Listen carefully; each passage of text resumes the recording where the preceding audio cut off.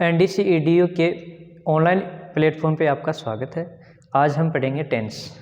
ये आपका 10th level के लिए कारगर होने वाला है। तो आओ बच्चों सीखते हैं टेंस। सबसे पहले टेंस, TENSE, टेंस। टेंस यानी काल, काल यानी समय। तो टेंस अभी कितने टाइप का होता है ये देखो। तो टेंस होता है आपका 3 प्रकार का। सबसे पहले पास्ट टेंस। पास्ट टेंस यानी जो बीत चुका है वो समय। फिर आता है अपना प्रेजेंट टेंस।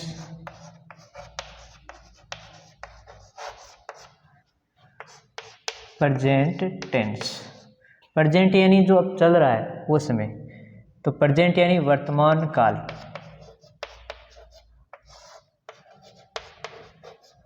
और पास्ट टेंस यानी भूतकाल, जो समय बीत चुका है वो आपका भूतकाल में चला जाता है।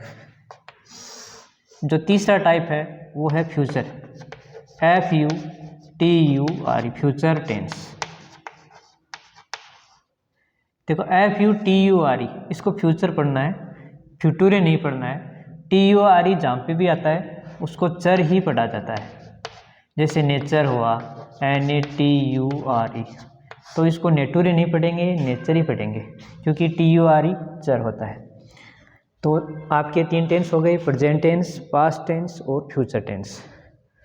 इन तीनों टेंसों के 4 टाइप होते हैं। सबसे पहले पास्ट टेंस के भी 4 हैं। सबसे पहला है past simple tense. Past simple tense. दूसरा टाइप है इसका past continuous tense, CONTINUOUS, continuous tense. अब कई बच्चों के क्या होता है, कंटिन्यूअस की स्पेलिंग नहीं याद रहती, तो इसको 3 भागों में तोड़ के याद करो। CON कन, फिर TINU टीनू, टीनू किसी लड़की का नाम हो सकता है, तो TINU टीनू, OUSS कंटिन्यूअस। अगला जो टेंस है, चौथा टाइप है पास्ट परफेक्ट टेंस।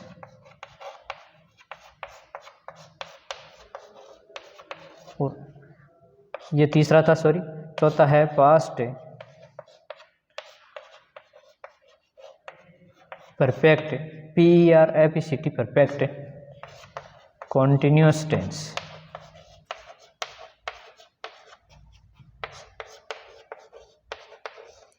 इसी प्रकार पास्ट के 4 हैं, प्रेजेंट के भी 4 होंगे। Present simple tense, present continuous tense, present perfect tense, present perfect continuous tense. इसी प्रकार फ्यूचर टेंस के भी 4 टाइप होंगे, future simple tense, future continuous tense, future perfect tense, future perfect continuous tense. Total 12 type हो जाएंगे आपके। अब हम शुरू से पढ़ रहे हैं। जो आपका प्रेजेंट का है,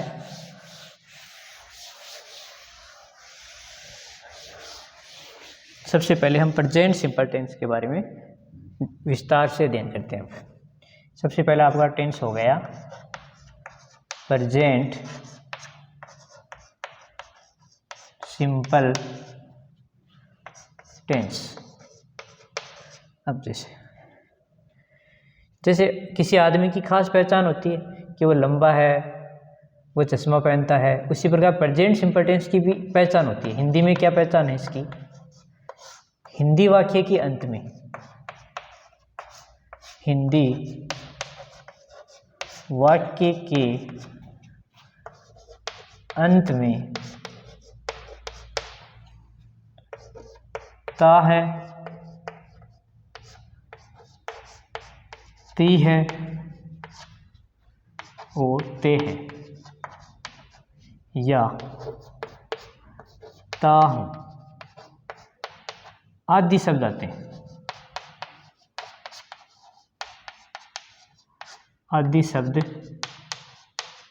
आते हैं।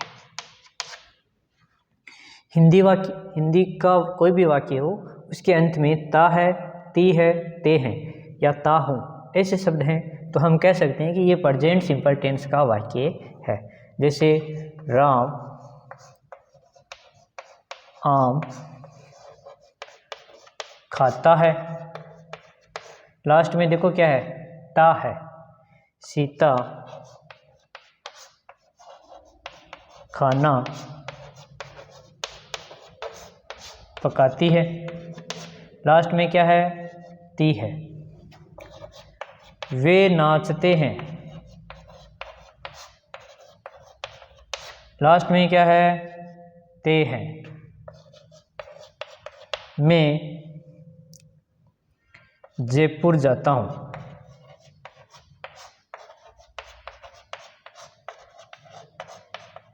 लास्ट में क्या है, ता है।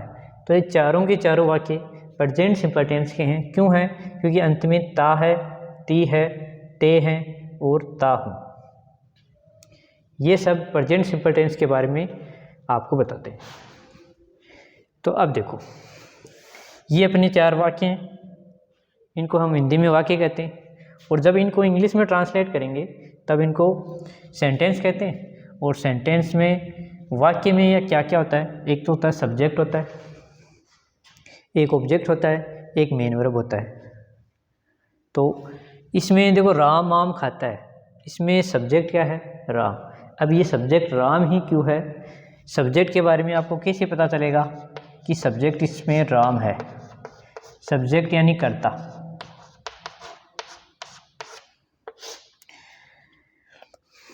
वाक्य में जिसके बारे में हम बात कर रहे हैं वो सब्जेक्ट होता है। ज़रूरी नहीं कि वाक्य में स्टार्टिंग में आने वाला वाक्य ही सब्जेक्ट हो, वाक्य में जिसके बारे में बात कर रहे हैं वो सब्जेक्ट होता है। जैसे राम आम खाता है, हम यहाँ पे बात किसकी कर रहे हैं, राम की कर रहे हैं। सीता खाना पकाती है, किसकी बात कर रहे हैं, सीता की, कि वो खाना पकाती है। वे नाचते हैं, यहाँ पे वे सब्जेक्ट हुआ, क्यों, हम वे नाचते हैं वे की बात कर रहे हैं। मैं जयपुर जाता हूँ, यहाँ पे मैं की बात कर रहा हूँ, इसलिए सब्जेक्ट क्या हुआ, मैं। तो सब्जेक्ट की परिभाषा ये होती है जिसके बारे में बात हो रही हो, जिसके बारे में बात हो रही हो। जरूरी नहीं कि सब्जेक्ट हमेशा पहला वाक्य हो, पहला शब्द ही हो। सब्जेक्ट वह होता है जिसके बारे में हम बात कर रहे हैं और जिसके बारे में बात हो रही हो। ये तो हो गई इसकी पहचान कि हिंदी वाक्य के अंत में ता है, ती है आना चाहिए। और सब्जेक्ट क्या होता है, सब्जेक्ट वह होता है जिसके बारे में हम बात कर रहे हैं। अब देखो प्रेजेंट सिंपल टेंस में ये तो पहचान हिंदी में हो गई, अब इंग्लिश में कैसे पहचानेंगे। तो इंग्लिश में देखो प्रेजेंट सिंपल टेंस की जो हेल्पिंग वर्ब होती है,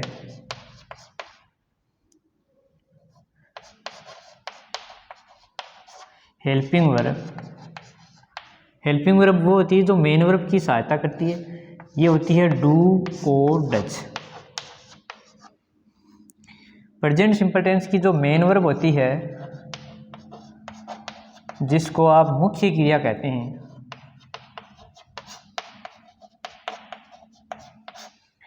ये होती है वर्ब की फर्स्ट फॉर्म प्लस एस या ईएस। अब देखो हेल्पिंग वर्ब डू होती है और डज होती है। डू कब आती है, जब आपका सब्जेक्ट क्या हो, प्लूरल हो। क्या हो, जब आपका सब्जेक्ट प्लूरल हो। और डज जब आती है जब आपका सब्जेक्ट सिंगुलर हो। मेन वर्ब में क्या आता है, वर्ब की फर्स्ट फॉर्म प्लस एस या ईएस। तो वर्ब की फर्स्ट फॉर्म कब आती है, वर्ब की फर्स्ट फॉर्म तभी आती है जब आपका सब्जेक्ट क्या हो, प्लूरल हो। और एस या ईएस कब आता है, जब आपका सब्जेक्ट सिंगुलर हो। अब चलो मान लेते हैं अगर सब्जेक्ट प्लूरल है तो वर्ब की फर्स्ट फॉर्म ही आएगी, कोई बात नहीं। जब सब्जेक्ट सिंगुलर होगा तब एस या ईएस में से आएगा। अब आएगा कौन सा, एस आएगा या ईएस आएगा, ये सिर्फ डिपेंड है वर्ब पर, ना कि सब्जेक्ट पर। अगर सब्जेक्ट सिंगुलर है तब हम इतना कंफर्म कर सकते हैं कि या तो एस आएगा या ईएस। अब आएगा क्या, ये डिपेंड करेगा मेन वर्ब पर। जैसे गो है तो गो के हमेशा ईएस ही लगता है, कभी भी आप एस नहीं लगा सकते, क्योंकि एस लगाते ही आपका अर्थ का अनर्थ हो जाएगा। तो आपका एस लगेगा या ईएस लगेगा, ये सिर्फ और सिर्फ वर्ब पे ही डिपेंड है, ना कि सब्जेक्ट पे। तो हमने हिंदी में पहचान पढ़ी, इंग्लिश में हेल्पिंग वर्ब पढ़ी और मेन वर्ब पढ़ी क्या क्या आती है। अब बात करते हैं हम इनकी इंग्लिश ट्रांसलेट कैसे करें। पहला वाक्य था राम आम खाता है, हमने लास्ट में ता है देखा, समझ गई ये प्रेजेंट सिंपल का ही वाक्य है। अब हम क्या करेंगे, कोई भी सेंटेंस होता है उसमें तीन चीज़ जरूर आती है, सब्जेक्ट, फिर आता है हेल्पिंग वर्ब, फिर आता है मेन वर्ब, फिर आता है ऑब्जेक्ट, फिर एक्स्ट्रा अदर कुछ और आ जाए तो, और लास्ट में फुल स्टॉप जरूर आता है या क्वेश्चन मार्क आता है। अब देखो ये इतनी चीज़ सब सेंटेंस में होती है। कई बार सब्जेक्ट नहीं भी रहे तो भी चलेगा, हेल्पिंग वर्ब नहीं भी रहे तो भी चलेगा, ऑब्जेक्ट नहीं भी रहे तो भी चलेगा, लेकिन मेन वर्ब हर सेंटेंस में ज़रूर मिलेगी आपको।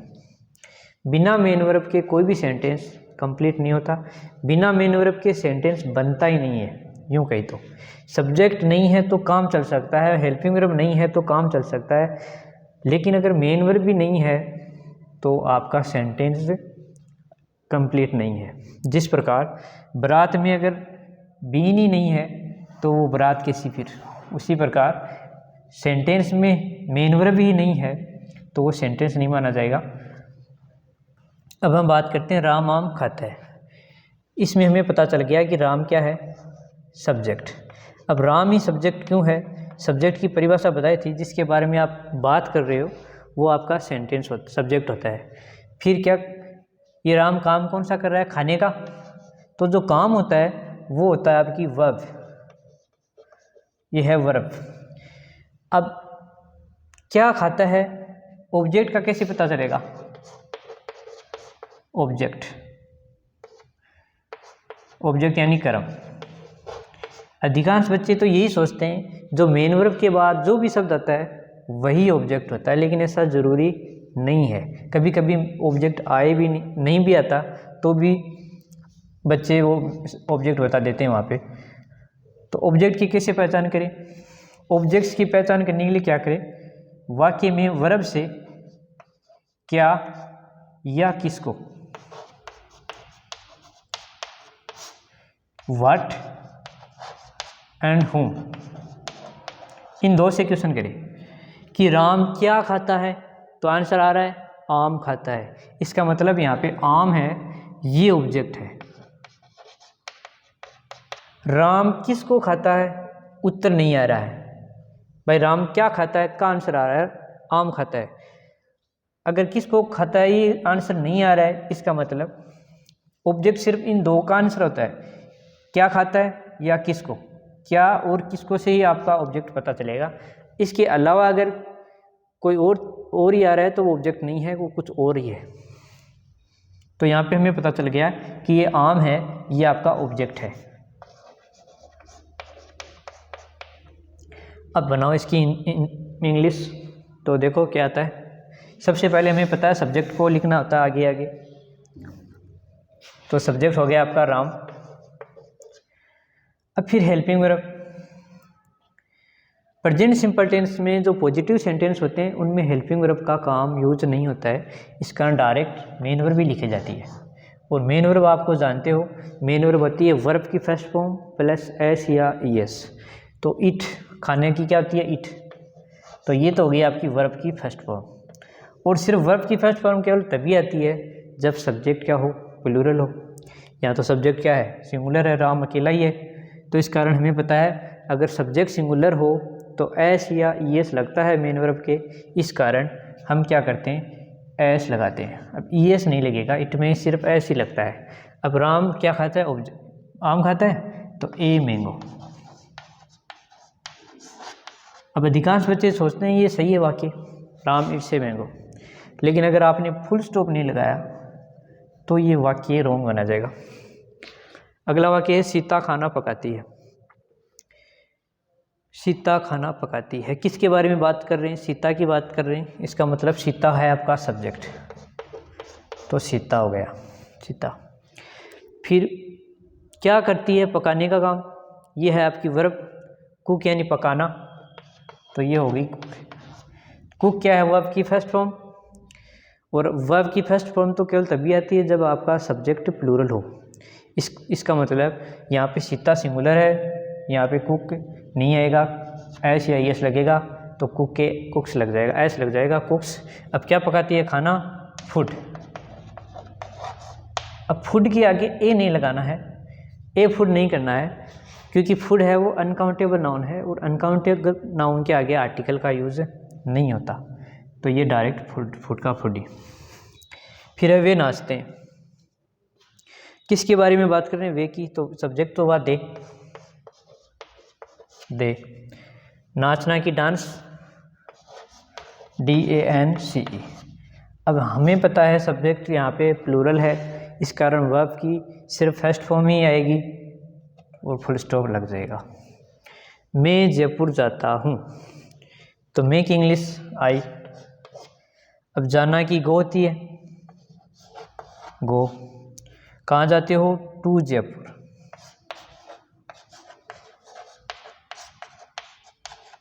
अब अधिकांश बच्चों से पूछेंगे यहाँ पे ये टू जयपुर क्या है, तो वो कहेंगे ये सब्जेक्ट है, ये आपकी मेन वर्ब है और ये ऑब्जेक्ट हो गया। भाई वो ये सोचते हैं कि वर्ब के बाद में हमेशा ऑब्जेक्ट ही आता है, लेकिन ऐसा ज़रूरी नहीं है वर्ब के बाद हमेशा ऑब्जेक्ट आए, क्योंकि ऐसा भी हो सकता है वर्ब के बाद में एडवर्ब ऑफ प्लेस आए, एडवर्ब ऑफ मैनर आए, कुछ भी हो सकता है। तो ये किसका आंसर है? ऑब्जेक्ट का आंसर सिर्फ दो ही होता है, क्या और किसको। मैं किसको जाता हूँ, कोई आंसर आ रहा है? नहीं आ रहा है। मैं कहाँ जाता हूँ, तब आंसर आ रहा है जयपुर। इसका मतलब कहाँ का आंसर आ रहा है, इसका मतलब ये एडवर्ब ऑफ प्लेस है, ना कि ऑब्जेक्ट। जरूरी नहीं हमेशा वर्ब के आगे ऑब्जेक्ट ही आए, वही आपका फुल स्टॉप। तो ये जो सारे वाक्य हैं ये पॉजिटिव वाक्य हैं, और पॉजिटिव वाक्य में प्रेजेंट सिंपल में हेल्पिंग वर्ब का यूज नहीं होता है। हेल्पिंग वर्ब का यूज कब होता है? नेगेटिव में होता है, इंट्रोगेटिव में होता है, और इंट्रोगेटिव नेगेटिव में होता है। अब बात करते हैं उनकी।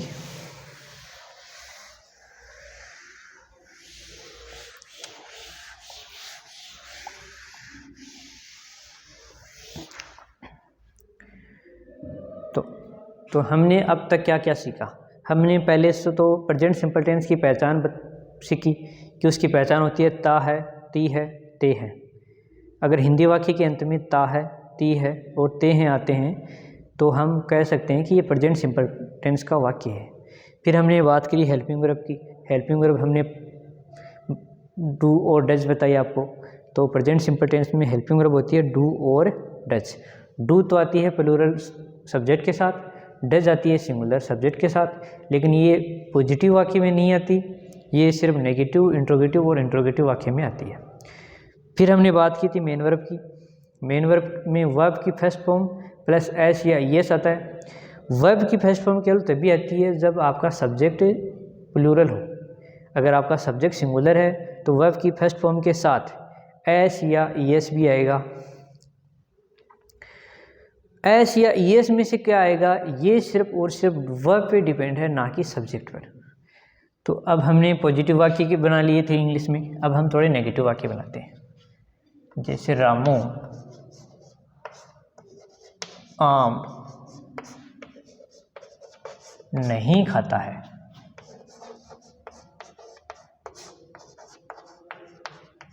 लास्ट में क्या है? ता है। इसका मतलब ये है वाक्य प्रेजेंट सिंपल का, इतना पता चल गया। लेकिन इसमें नहीं है, इसका मतलब ये नेगेटिव वाक्य है। अब देखो, सबसे पहले हम सब्जेक्ट लिखते हैं। सब्जेक्ट है रामू, तो रामू। फिर आती है आपकी हेल्पिंग वर्ब। अब रामू सिंगुलर है तो सिंगुलर सब्जेक्ट के साथ हेल्पिंग वर्ब क्या आती है, डज, तो ये हो गया आपका डज। फिर नहीं, तो नहीं का नोट, रामू डज नोट। फिर क्या है main verb, it, it.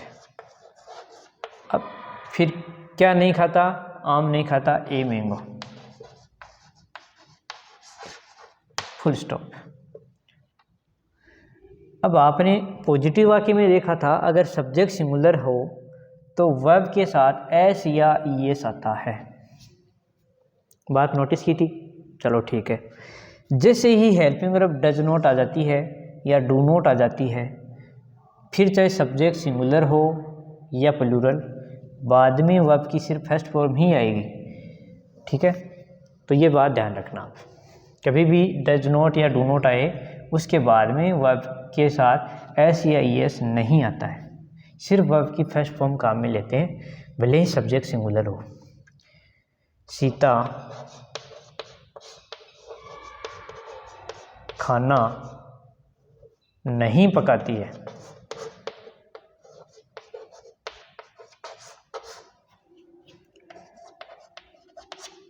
Subject क्या हुआ, सीता।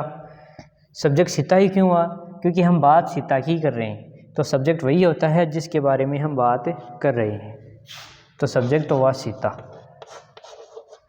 अब हमें पता है नहीं है तो नेगेटिव वाक्य है, इसका मतलब इसमें हेल्पिंग वर्ब आएगी, हेल्पिंग वर्ब आएगी तो सीता सिंगुलर सब्जेक्ट है, तो डू काम में ले या डज, डज ही काम लेंगे, क्योंकि सिंगुलर सब्जेक्ट के साथ हेल्पिंग वर्ब डज ही आती है। फिर ये नहीं, नहीं का नोट, और हमने ये भी सीखा था जब भी डू नोट या डज नोट आए फिर वर्ब की फर्स्ट फॉर्म ही आती है, एस या एस नहीं आता, इसका मतलब यहाँ पे कुक्स नहीं होगा, कुक ही होगा। फिर क्या नहीं पकाती है, फूड, खाना नहीं पकाती है, फूड ही हो गया अब नेगेटिव वाक्य। तो नेगेटिव वाक्य में जो बातें ध्यान रखनी होगी वो है कि एक तो वर्ब की जो फॉर्म होती है उस फर्स्ट फॉर्म, उसमें एस या एस नहीं लगाते, भले ही आपका सब्जेक्ट सिंगुलर हो, और नोट हमेशा तीसरे नंबर पे आएगा, 1 2 3, 1 2 3, हेल्पिंग वर्ब के जस्ट बाद में आएगा, ठीक है, इन बातों का ध्यान रखना। फिर अपना आता है इंट्रोगेटिव वाक्य।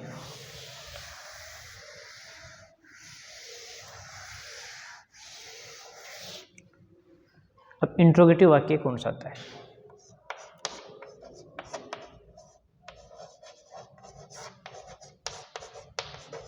Interrogative sentence.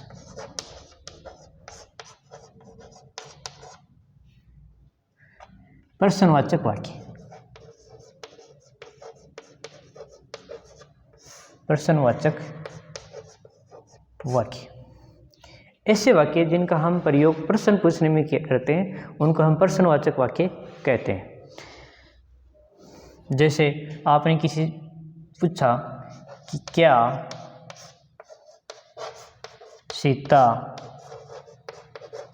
खाना पकाती है, क्वेश्चन पूछ लिया आपने किसी से। आपने किसी से पूछ लिया क्या राम जयपुर जाता है, प्रश्नवाचक चिन्ह। आपने पूछ लिया आपका क्या नाम है, यह भी आपका एक ही प्रश्न है, आपका क्या नाम है। तो ये सारे के सारे क्या हैं, प्रश्नवाचक वाक्य, जिनका उपयोग हम प्रश्न पूछने में करते हैं। पर जो प्रश्नवाचक वाक्य हैं ये दो टाइप के होते हैं, एक तो होते हैं हेल्पिंग वर्ब से स्टार्ट, एक होते हैं WH वर्ड से स्टार्ट। हेल्पिंग वर्ब जो से वाक्य जो स्टार्ट होते हैं टेंस से वाक्य, उनमें सिर्फ यस और नो का आंसर आता है। जैसे क्या सीता खाना पकाती है, तो आप अगर सीता खाना पकाती है तो यस ही कहोगे, अगर नहीं पकाती तो नो कहोगे। तो जो हेल्पिंग वर्ब से स्टार्ट होते हैं उनका आंसर सिर्फ यस और नो में आता है। जैसे क्या राम जयपुर जाता है तो यस, नहीं जाता है तो नो। आपका क्या नाम है, इसमें आप यस और नो नहीं कहोगे, आप अपना नाम बताओगे। तो ये है आपका WH टाइप क्वेश्चन। और ये जो दो क्वेश्चन थे ये हैं हेल्पिंग वर्ब से स्टार्ट होने वाले वाक्य, क्योंकि इनका आंसर यस और नो में आ रहा है। अब इनकी इंग्लिश बनाते हैं हम। तो हमें पता है ये लास्ट में क्या है, ती है, तो टेंस तो पता चल ही गया कौन सा है, प्रेजेंट सिंपल टेंस। क्यों, लास्ट में ती है, और प्रेजेंट सिंपल टेंस में लास्ट में ता है, ती है, ते हैं आते। तो जो इंट्रोगेटिव सेंटेंस होते हैं वो हमें पता है हेल्पिंग वर्ब से स्टार्ट होते हैं। तो प्रेजेंट सिंपल टेंस में हेल्पिंग वर्ब क्या आती है, डू या डज। अब सीता है, सब्जेक्ट है, ये सिंगुलर है, इसका मतलब हमें पता चल गया ये डज, सीता के अनुसार डज आएगा। पहले हेल्पिंग वर्ब लिखेंगे, फिर सब्जेक्ट आएगा, तो डज सीता, फिर मेन वर्ब।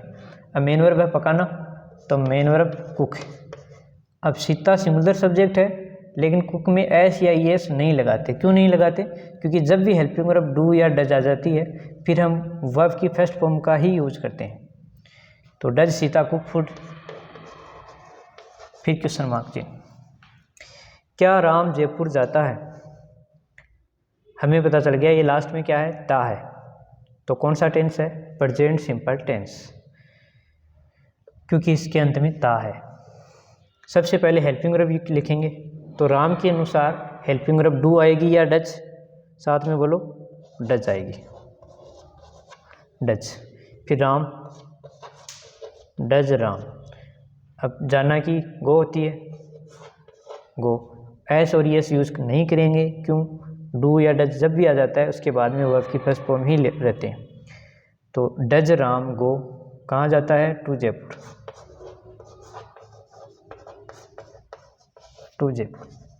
तो ये है आपके इंट्रोगेटिव सेंटेंस, जिसमें सबसे पहले हेल्पिंग वर्ब लिखते हैं, फिर सब्जेक्ट लिखते हैं, फिर मेन वर्ब की फर्स्ट फॉर्म ही आती है, और फिर आपका ऑब्जेक्ट है तो अदरवाइज फिर क्वेश्चन मार्क लास्ट में। तो ये हो गए इंट्रोगेटिव सेंटेंस, जिनका यूज हम क्वेश्चन पूछने में करते हैं। फिर आता है इंट्रोगेटिव नेगेटिव।